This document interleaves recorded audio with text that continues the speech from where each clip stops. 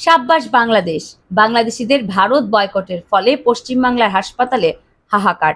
কলকাতার অনেকেই বলেছিল ভারতকে ছাড়া নাকি বাংলাদেশ না খেতে পেরে মরবে। এখন তো দেখছি বাংলাদেশিদের বয়কটের মুখে না খেয়ে মরছে ভারত। শেখ হাসিনা সরকারের পতনের পর থেকেই পশ্চিমবাংলার একাংশ মানুষ বাংলাদেশকে বয়কট করার ডাক দিচ্ছে। এতদিন ভারত যে অন্যায় অবিচার বাংলাদেশের সাথে করে এসেছে, সে অন্যায় অবিচারের বিরুদ্ধে রুখে দাঁড়ানোকে ভারত বিদ্বেষী ট্যাগ দিচ্ছে তারা।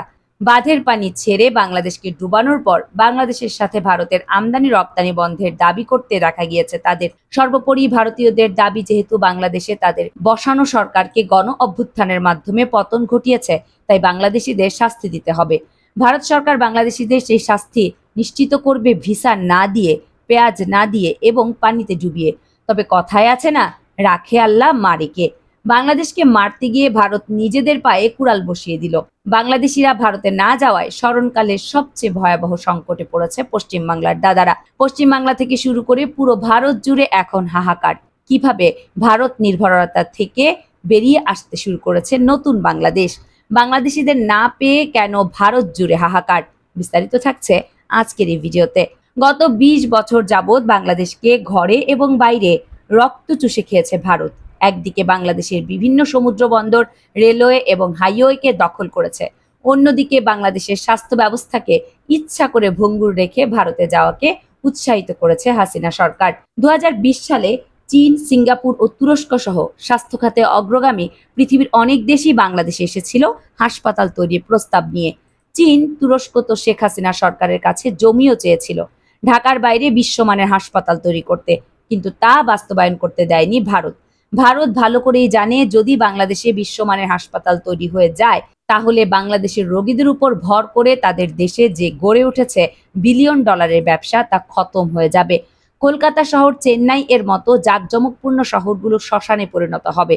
প্রতি বছর বাংলাদেশিদের থেকে ভারত 5 বিলিয়ন মার্কিন ডলার আয় করে। ভারত তার পুতুল সরকারকে দিয়ে ইচ্ছা করে বাংলাদেশের চিকিৎসা খাতকে বেহাল করে রেখেছিল। ফলস্বরূপ আমরা দেখেছি, শেখ হাসিনা বাংলাদেশের বিশ্বমানের হাসপাতাল নির্মাণ না করে ভারত যেন বাংলাদেশিদের সহজে চিকিৎসা ভিসা দিয়ে দেয় সেই ব্যবস্থা করেছিল। পরিকল্পিতভাবে বাংলাদেশিদের বাধ্য করিয়েছে ভারত কলকাতা কিংবা চেন্নাই গিয়ে চিকিৎসা করাতে হয়। তবে এখন আর বাংলাদেশে তাদের পুতুল সরকার নেই। নতুন বাংলাদেশের স্বাস্থ্য খাত হবে আত্মনির্ভর। ভারত কিংবা সিঙ্গাপুর নয়, বাংলাদেশিরা চিকিৎসা করাবে নিজ দেশেই।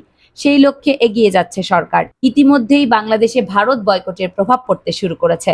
বাংলাদেশ থেকে প্রতি বছর চিকিৎসার উদ্দেশ্যে ভারতে যান বহু মানুষ। ফলে বাংলাদেশিদের উপর অনেকটাই নির্ভরশীল ভারতের, বিশেষ করে পশ্চিমবঙ্গের হাসপাতালগুলো। কিন্তু বাংলাদেশের সাম্প্রতিক গণ আন্দোলন এবং সরকার পরিবর্তনের পর থেকে মেডিকেল ভিসায় ভারতে যাওয়া বাংলাদেশিদের সংখ্যা ব্যাপকভাবে কমে গিয়েছে। এতে দুশ্চিন্তায় পড়েছেন ভারতের চিকিৎসা শিল্প সংশ্লিষ্টরা। ভারতীয় সংবাদ মাধ্যম ফার্স্ট পোস্ট এর প্রতিবেদন অনুসারে মেডিকেল ট্যুরিজমে বিশ্বের শীর্ষ 10 দেশের একটি হলো ভারত। মূলত দক্ষিণ এশিয়া, পশ্চিম এশিয়া এবং আফ্রিকার দেশগুলো থেকে মানুষ চিকিৎসার উদ্দেশ্যে ভারতে যান। এদের সিংহভাগই বাংলাদেশি। বাংলাদেশকে শিক্ষা দিতে চেয়েছিল ভারত, কিন্তু শিক্ষা তো নিজেরাই পাচ্ছে। চিকিৎসা খাতে ধীরে ধীরে ভারত নির্ভরতা কমিয়ে শূন্যের কোঠায় নিয়ে আসতে হবে।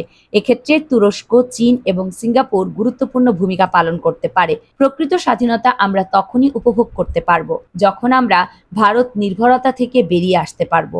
আমার সাথে যদি আপনিও একমত হন, তাহলে কমেন্ট বক্সে লিখে জানিয়ে দিন। সেই সাথে ভিডিও শেয়ার করে দেখার সুযোগ করে দিন আপনার বন্ধুদের। কামরুন নাহার রাখি, কেএনআর মিডিয়া।